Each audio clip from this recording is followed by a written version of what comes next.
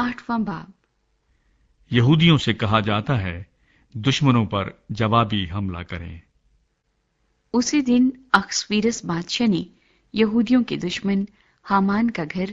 Esther ملکہ کو بخشا، اور مردکی بادشاہ کے سامنے آیا، کیونکہ آستر نے بتا دیا تھا کہ اس کا اس سے کیا رشتہ تھا۔ اور بادشاہ نے اپنی انگوٹھی جو اس نے حامان سے لے لی تھی اتار کر مردکی کو دی، اور آستر نے مردکی کو حامان کے گھر پر مختار بنا دیا۔ اور آستر نے پھر بادشاہ کے حضور عرض کی اور اس کے قدموں پر گری اور آنسو بہا بہا کر اس کی منت کی کہ حامان اجاجی کی بدخواہی اور سازش کو جو اس نے یہودیوں کے برخلاف کی تھی باطل کر دے۔ تب بادشاہ نے آستر کی طرف سنہلا عصا بڑھایا، سو آستر بادشاہ کے حضور اٹھ کھڑی ہوئی اور کہنے لگی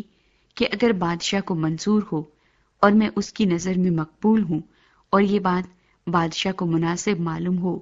اور میں اس کی نگاہ میں پیاری ہوں، تو ان فرمانوں کو منسوخ کرنے کو لکھا جائے جن کو اجاجی حمداتا کے بیٹے حامان نے ان سب یہودیوں کو ہلاک کرنے کے لیے جو بادشاہ کے سب صوبوں میں بستے ہیں تجویز کیا تھا، کیونکہ میں اس بلا کو جو میری قوم پر نازل ہوگی کیوں کر دیکھ سکتی ہوں، یا کیسے میں اپنے رشتہ داروں کی ہلاکت دیکھ سکتی ہوں۔ تب اخسویرس بادشاہ نے آستر ملکہ اور مردکی یہودی سے کہا کہ دیکھو، میں نے حامان کا گھر آستر کو بخشا ہے، اور اسے انہوں نے سولی پر ٹانگ دیا ہے، اس لیے کہ اس نے یہودیوں پر ہاتھ چلایا۔ تم بھی بادشاہ کے نام سے یہودیوں کو جیسا چاہتے ہو لکھو، اور اس پر بادشاہ کی انگوٹھی سے مہر کرو، کیونکہ جو نوشتہ بادشاہ کے نام سے لکھا جاتا ہے اور اس پر بادشاہ کی انگوٹھی سے مہر کی جاتی ہے، اسے کوئی منسوخ نہیں کر سکتا۔ سو اسی وقت تیسرے مہینے یعنی سیوان مہینے کی 23ویں تاریخ کو بادشاہ کے منشی طلب کیے گئے، اور جو کچھ مردکی نے ہندوستان سے کوش تک 127 صوبوں کے یہودیوں اور نوابوں اور حاکموں اور صوبوں کے امیروں کو حکم دیا، وہ سب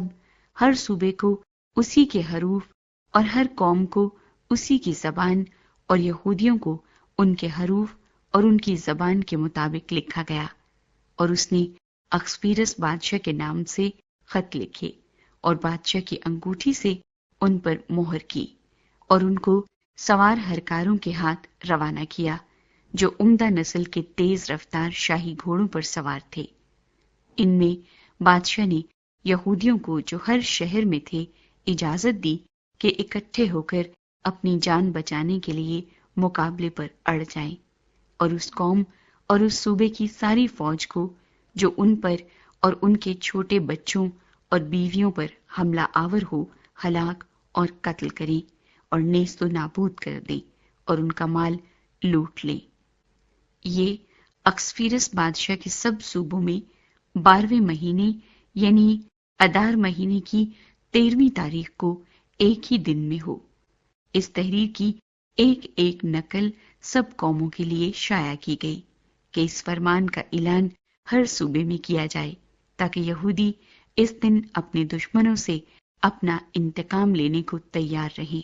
سو وہ ہرکارے جو تیز رفتار شاہی گھوڑوں پر سوار تھے روانہ ہوئے، اور بادشاہ کے حکم کی وجہ سے تیز نکلے چلے گئے، اور وہ فرمان قصر سوسن میں دیا گیا۔ اور مردکی بادشاہ کے حضور سے آسمانی اور سفید رنگ کا شاہانہ لباس اور سونے کا ایک بڑا تاج اور کتانی اور ارغوانی خلت پہنے نکلا، اور سوسن شہر نے نعرہ مارا اور خوشی منائی۔ یہودیوں کو رونق اور خوشی اور شادمانی اور عزت حاصل ہوئی، اور ہر صوبے اور ہر شہر میں جہاں کہیں بادشاہ کا حکم اور اس کا فرمان پہنچا، یہودیوں کو خرمی اور شادمانی اور عید اور خوشی کا دن نصیب ہوا، اور اس ملک کے لوگوں میں سے بتیرے یہودی ہو گئے، کیونکہ یہودیوں کا خوف ان پر چھا گیا تھا۔